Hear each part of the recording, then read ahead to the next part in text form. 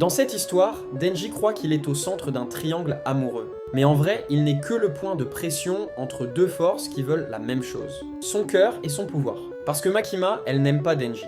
Elle le surveille, elle le façonne. Elle le garde comme on garde une arme rare, enfermée dans un coffre qu'on ouvre seulement quand c'est utile. Ses sourires, ses paroles douces, tout est calculé. Denji confond attention et affection, mais Makima, elle, ne confond jamais rien. Et puis Reze arrive, pas avec des ordres, pas avec un contrat, pas avec une laisse invisible.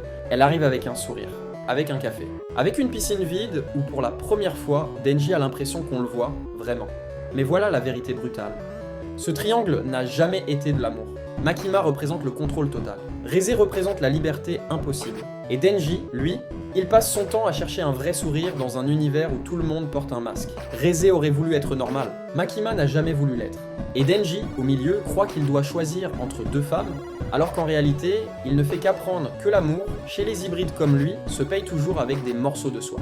À la fin, il comprendra une chose essentielle. Makima ne partage pas. Et Reze ne peut pas rester.